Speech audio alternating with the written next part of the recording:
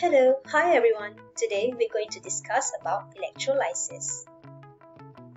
Electrolysis is a process by which an electric current is passed through a substance to cause a chemical change. The chemical change is one in which the substance loses or gains an electron.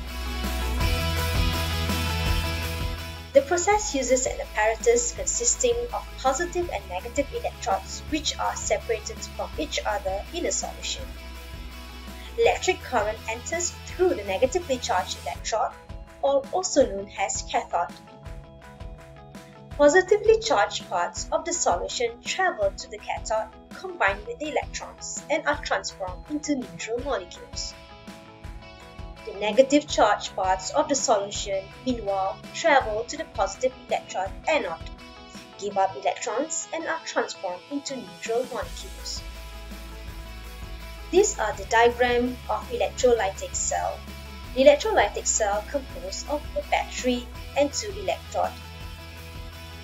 The electrode that connected to the positive terminal of the battery is known as anode, and the electrode that connected to the negative terminal of the battery are known as cathode.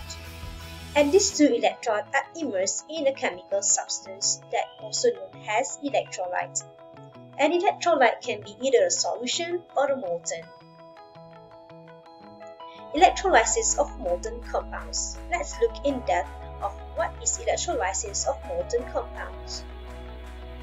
Electrolysis of molten salts. New substance formed when a molten ionic compound conducts electricity. For example, sodium chloride can be used to produce sodium and chlorine using the following process. First, place solid sodium chloride in a crucible and heat it until it melts. This is how you get a molten salt.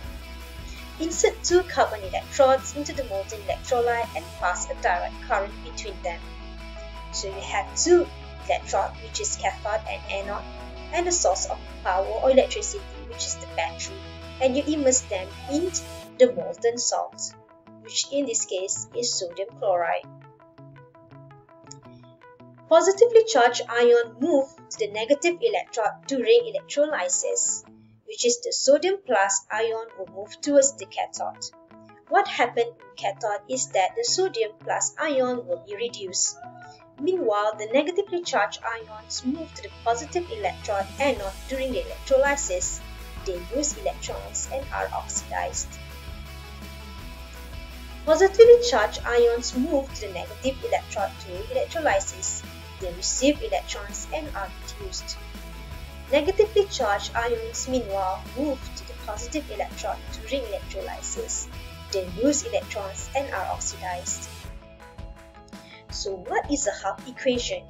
In order for us to identify the product that produced at the cathode and anode, we need to know how to write the Hooke equation.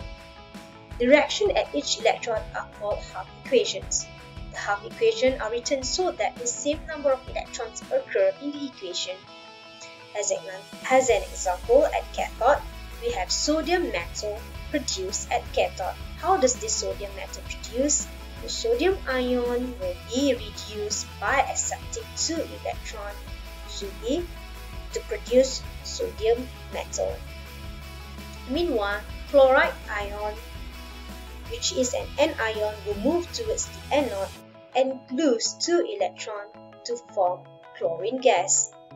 Sodium ions gains electrons to form sodium atoms, meanwhile chloride ions lose electrons to form chlorine atoms. These fluorine atoms will combine with each other to form a molecule of chlorine gas.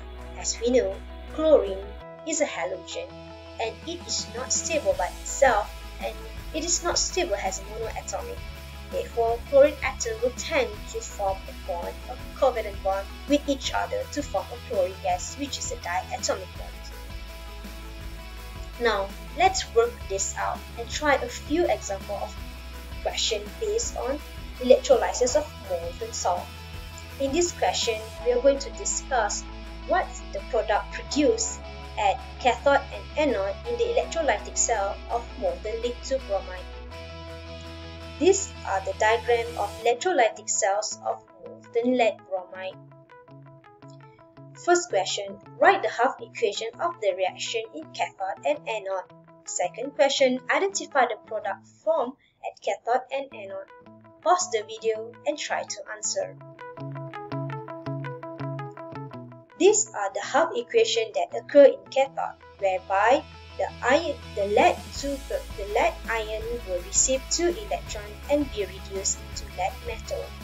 Meanwhile, bromide ion will be oxidized by losing 2 electrons to form forming gas. Lead ions gain electrons to form lead atoms. Bromide ion lose electrons to form bromine atoms. The bromine atoms eventually combine with each other to form molecules of forming gas. That's all for today. Thank you for watching.